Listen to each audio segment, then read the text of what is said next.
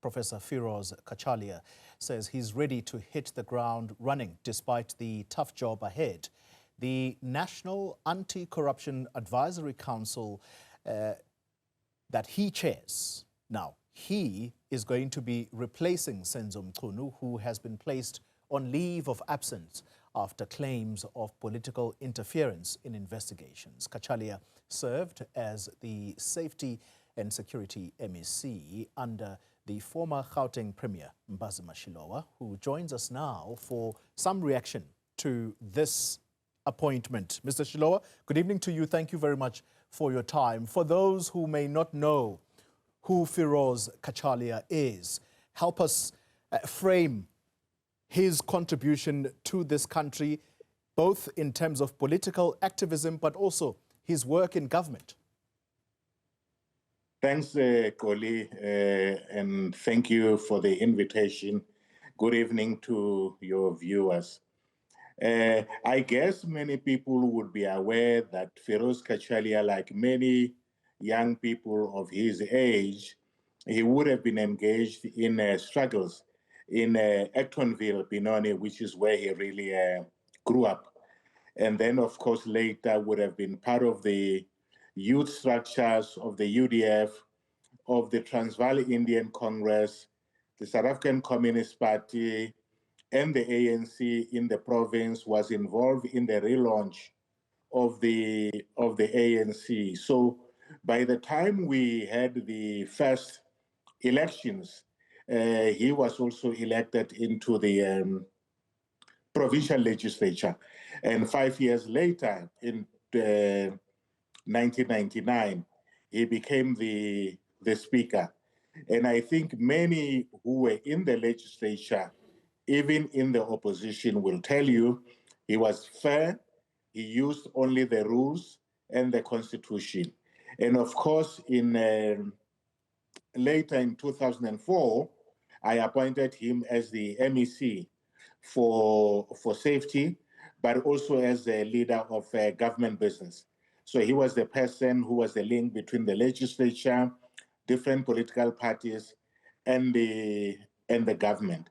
Yeah. But with regard to one of the reasons why I thought it is better to have someone like him in safety is because of his understanding of the law, of the legislation, which is why he was more instrumental in trying to bring together the different metro police department and also established what today is now expanded to a Gauteng Safety that you see on many of the streets.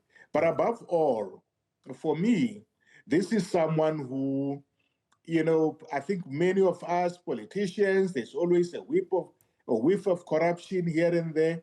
I would say, I don't know into the future, but up to now, that he is incorrigible.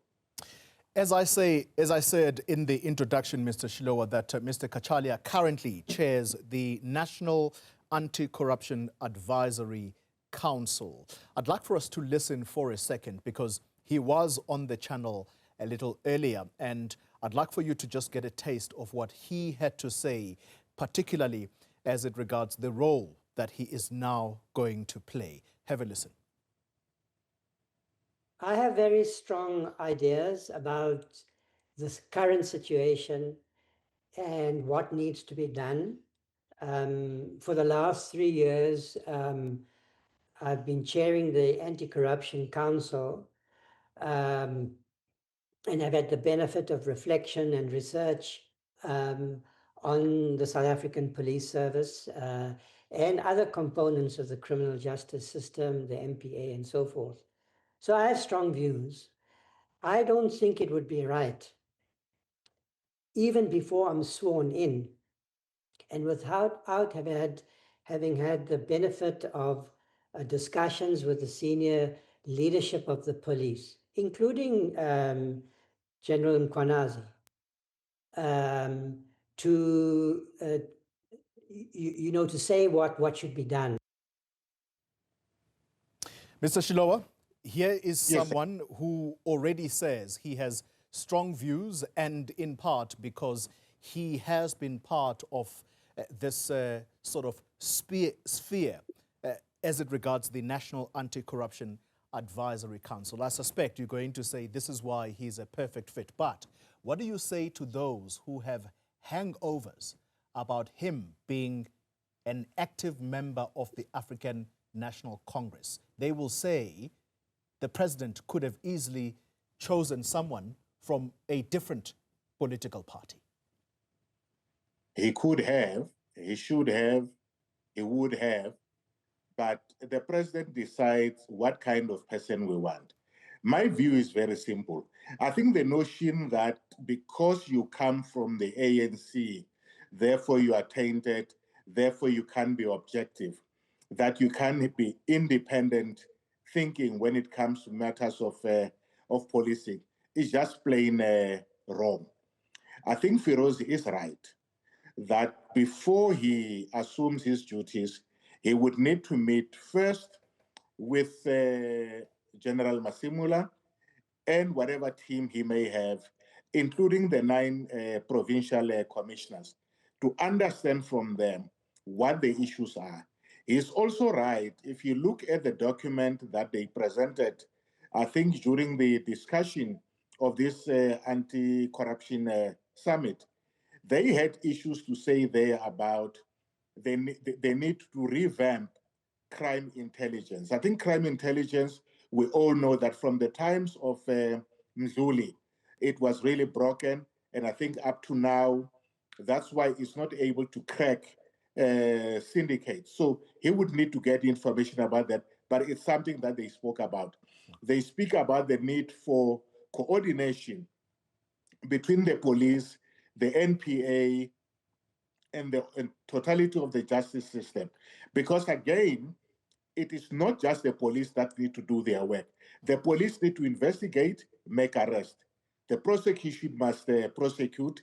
The judiciary must then make a decision on those. So I think it's the right way. But as to he's from the ANC, I think people are just running, backing the wrong tree. Yeah.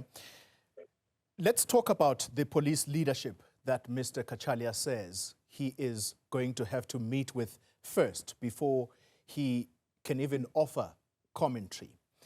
This is a space that continues to develop as Mr. Cachalia gets ready to roll up his sleeves.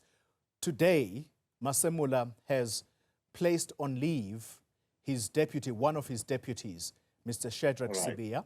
This is the person that has been accused by Mkhwanazi of, to use his words, he branded him a criminal. And he adds to that that he is the one that nailed or that put a nail on the corruption unit or the political killings task team. He put a final nail on that particular unit, only for him to be second-guessed by his very boss, Masemula, who said, no, I signed no letter that was essentially dissolving the political killings task team. How should Cachalia manage this space? I think the starting point is that the fact that there's a new minister or that there's a commission of inquiry that will be established, it does not in any way mean that management cannot deal with issues as and when they arise, for fear that it will be said they are targeting individuals and or they are acting in a factional manner.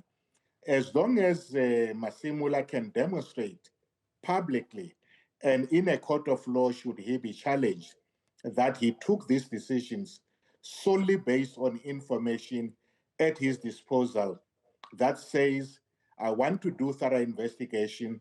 I don't want him to be interfering. In any case, it's not that he has been expelled or that he's facing a DC at the moment. He has simply been asked to take a leave of absence, paid leave, I should add, and while the investigation takes place. So I think Firoz, yes, would need to treat carefully. But remember, Firoz, in my view, understand better that he is not involved in operational matters. The difficulty with most ministers of police and even in other departments is that they forget that theirs is politics and policy and never involved in operational matters. So if he was there, I'm sure Masimula would tell him, I'm going to suspend this person, but it's simply for information purposes. Firoz would have no role in saying, don't suspend the guy, or I want you to suspend him, because then that becomes political interference. Yeah. There's one area in my head, it says this is gray, purely because the Firoz Cachalia is going to be coming in as acting police minister. Now, Yes. I want to use that very same role and place it in the spot or in the position of an accounting officer of a department who is acting. Now, those people, they don't take firm or permanent decisions purely by virtue of them being in an acting capacity. Is Firoz Cachalia going to have delegated powers? Is he going to sit in cabinet and take decisions, firm decisions, even in an acting capacity? Yes, because I think unlike in a department where the people may have to return back to their previous positions, I think, firstly, I know that the president have really not clarified this matter. Firoz will first have to be sworn in, not as a member of parliament, but as a cabinet member, in terms of those two positions that the president can do without anybody. He'll put him then in the cabinet, and then assign to him all the duties of a minister. And I think he's going to be there. I know that they say the commission is about 9 months. Assuming it finishes on time, it will then have another 3 months to do the report. So I don't think he'll have to move on eggshells, especially because he's not there permanently. He can make enemies. He can take decisive decisions, provided he has got the backing of the president. Finally, the constitutionality of his appointment has been called into question. There are those who are saying that you can't have a minister that sits at home, presumably he gets his salary, and then you have an acting minister. They say the Constitution doesn't provide for such. What do you know? I think that, the issue that people are raising is simply of that we're going to be paying two people because we're bringing in someone from outside. But we should not pretend that Zweli Mkhize was not put on special leave. He was paid. He was at home. We had an acting minister. But that acting minister, I apologize for cutting in. That acting minister, though, was chosen from the crop that sits in cabinet. Yes, I'm coming there. So I'm saying that the only difference is that it was not an additional minister from outside, which is why I'm saying to you, I think the president will, as I understand it, appoint Firoz into his cabinet. That's why he's going to appoint an acting minister between now and the 1st of August. By the 1st of August, when Firoz would have been finished at Wits, he would be appointed as a cabinet minister. And once he's a cabinet minister, whatever portfolio he may be given, let's say in this instance, it will be minister with that portfolio, like, again, we forget. Thabo Mbeki. No, not just Jane Naidoo. Kgalema Motlanthe. Thabo Mbeki brought Kgalema Motlanthe into the presidency as a minister with that portfolio immediately after Polokwane. So they'll bring him there, and then they'll then say, you're going to act as a full minister for the police with all powers. Very interesting move indeed. And those that say he is protecting Mchunu because he's a political ally? Well, I think they are right and wrong. To an extent that they say that he should have fired him, they may be right. My view is that when you are in that compromised position, you don't even wait to be fired. You say to the president, I don't want to bring the party or the government into disrepute. I'm going to step down. Let's do all the investigation, still go ahead with the commission. And if I'm cleared and you still want me, you can assign me another different role. But I think Ramaphosa's approach is one that says, to an extent that it is based not on whether he misled Parliament or not, but based on what Mkhwanazi have said, it will be unfair to say to the guy, even when he had no other platform to refute those allegations, to say you must go. Because obviously one trusts that Mkhwanazi wouldn't make these things willy-nilly.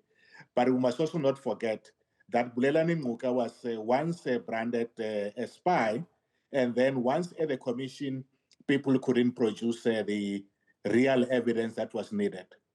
Mbhazima Shilowa, thank you very much for your time and clarity on some of these matters. A former premier of the Gauteng province and someone whom Firoz Cachalia worked under at the time.